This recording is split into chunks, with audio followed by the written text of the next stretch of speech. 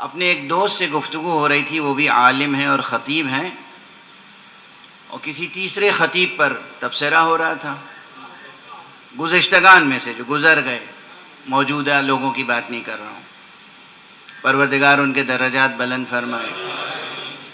تو بات یہ ہو رہی تھی کہ بھائی فلاں کے اسلوب میں کیا آپ کو اچھی بات لگتی ہے اور فلاں کے اسلوب میں کیا اچھی بات لگتی ہے۔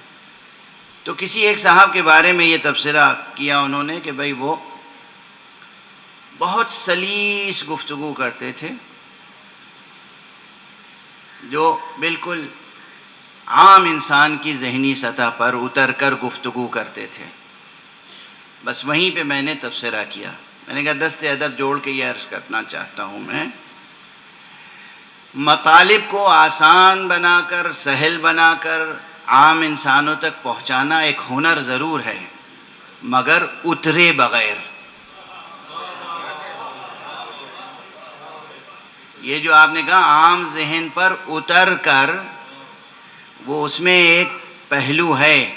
خطیب منبر حسینی منبر پر بلند ہوتا ہے، اترنے کا حق اسے نہیں ہے۔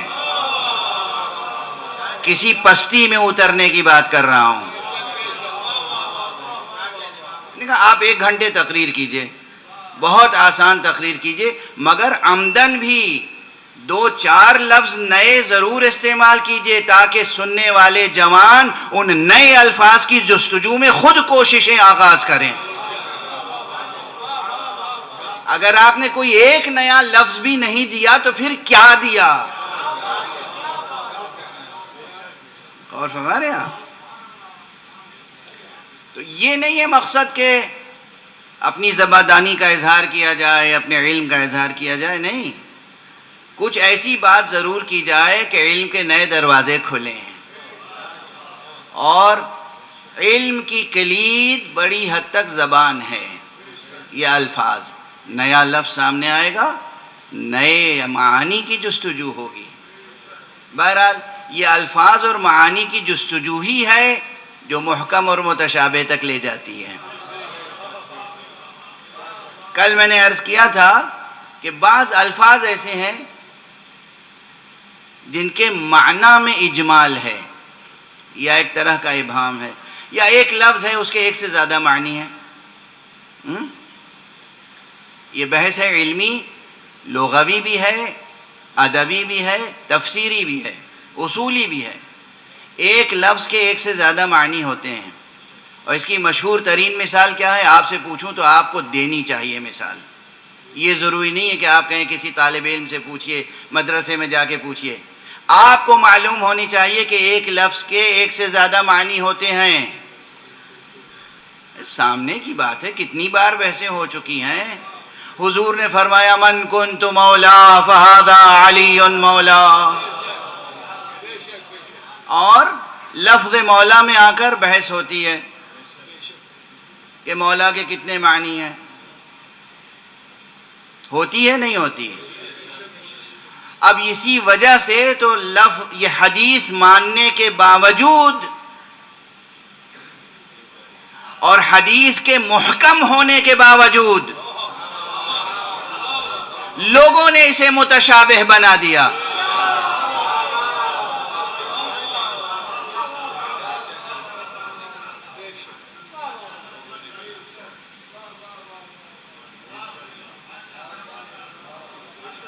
حدیث، اب میں کہہ سکتا ہوں یہ جملہ کہ یہ حدیث بھی قطعی الصدور ہے۔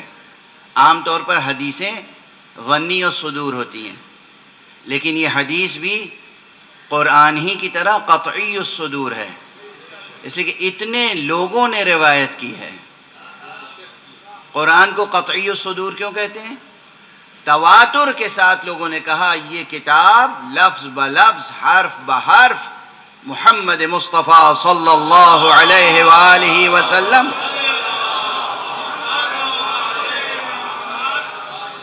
سے ہم تک پہنچی بالتواتر، قطعی تواتر۔ تواتر کا یقین حاصل ہو جاتا ہے کہ حضور نے یہ کہا۔ پوری امت نقل کرتی ہے کہ حضور نے سورہ فاتحہ تعلیم فرمایا، پوری امت نقل کرتی ہے کہ حضور نے سورہ بقرہ تعلیم فرمایا، پوری امت نقل کرتی ہے اسی طرح ہر آیت سے متعلق کہ حضور نے یہ آیت تعلیم فرمائی اور کہا کہ جبرائیل علیہ السلام یہ کلام باری تمہاری ہدایت کے لیے لائے ہیں۔ تو یہ کثیر تعداد میں لوگوں کا بیان کرنا اور نسلاً بعد نسل بیان کرنا، یہ یقین پیدا کر دیتا ہے کہ ہاں یہ کلام اسی طرح حضور علیہ الصلاۃ والسلام نے فرمایا۔ اب یعنی بات تو واضح ہے لیکن واضح تر کر دوں۔ میں تقریر کر رہا ہوں یہاں پر، 1 گھنٹے تقریر کروں گا، جوں کہ تو بہت سے لوگوں کو یاد نہیں رہ جائے گی سوائے ان کیمروں کے، کسی کو یاد نہیں رہ جائے گی، مفہوم یاد رہ جائے گا کہ ہاں یہ باتیں کہیں تھیں، اور اس مفہوم کو جب لوگ نقل کریں گے تو ہر شخص اپنی زبان میں نقل کرے گا، اور نتیجہ یہ ہوگا کہ بہت سی باتیں میری کچھ کی کچھ ہو جائیں گی، چونکہ الفاظ کا مزاج یہ ہوتا ہے کہ ادھر لفظ بدلا ادھر مفہوم میں تغیر آیا۔ یہ مزاج تو جانتے ہیں نا آپ۔ ارے بھائی اوس جسے کہتے ہیں اسی کو شبنم بھی کہتے ہیں، مگر میر انیس نے جہاں اوس استعمال کیا ہے وہاں اگر شبنم استعمال کیجئے تو مفہوم خراب ہو جاتا ہے، اور جہاں شبنم استعمال کیا ہے وہاں اوس استعمال کیجئے تو مفہوم میں لطف کلام میں فرق آ جاتا ہے۔ تو یہ الفاظ اگر ذرا سا بھی بدلے اور پھر الفاظ کے ساتھ اگر کمپوزیشن چینج ہو گیا، جملے کی ساخت بدل گئی، پھر مفہوم، تو 1 گھنٹے میں نے جو کچھ کہا ہے یہ جو سینکڑوں حضرات ہیں یہ ان میں سے ہر ایک اپنے طور پہ نقل کرنا چاہے تو تقریر کا کوئی ایک جز بھی باقی نہیں رہے۔ اب اگر کوئی ایک جملہ ایسا ہو، چاہے 2 لفظوں کا صحیح، 3 لفظوں کا صحیح، 4 لفظوں کا صحیح، جو یہ سینکڑوں کے سینکڑوں سب دہرا رہے ہوں کہ یہ کہا،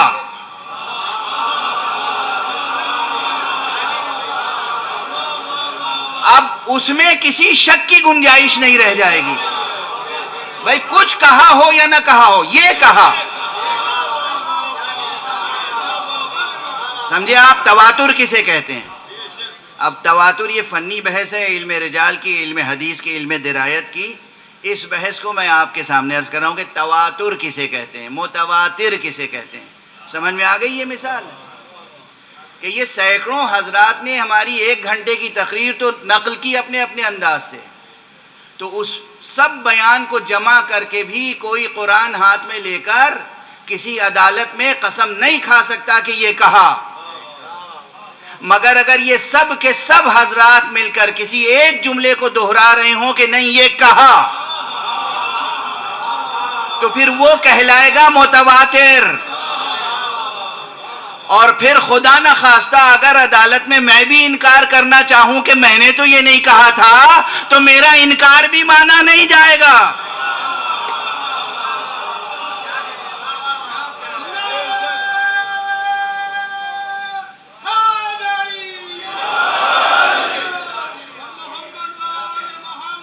یہ تو دنیاوی مثال تھی،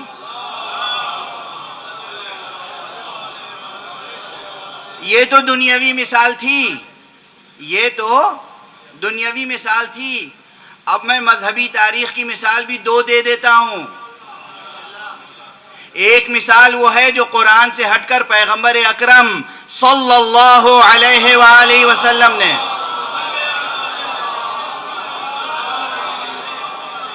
ارشاد فرمایا تھا، 1 گھنٹے سے زیادہ تقریر فرمائی تھی میدان غدیر میں،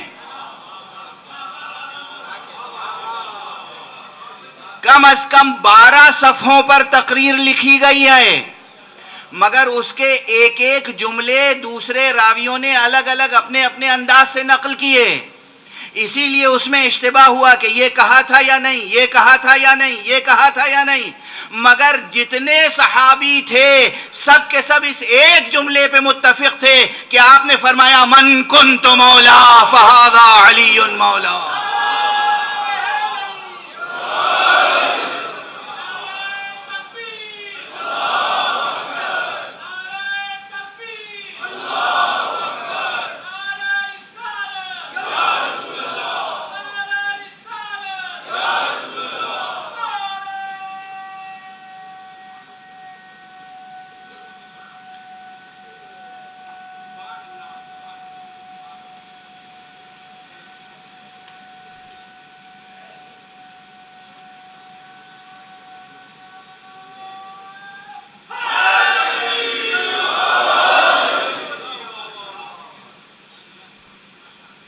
اب تواتر کی مثال، قرآن تو متواتر ہے ہی، پورا کا پورا قرآن متواتر ہے، یعنی یقین ہے کہ لسان مبارک مصطفیٰ سے یہ پیغام الہی ہم تک پہنچا.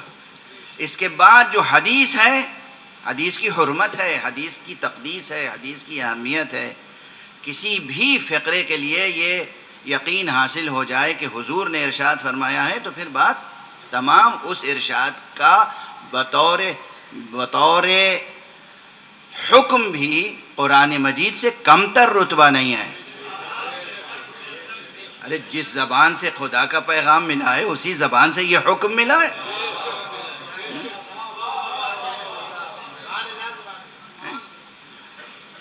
تو یہ حدیث مبارک بھی پورے سرمایہ حدیث میں، جس طرح پورے قرآن کے شروع میں بسم اللہ ہے،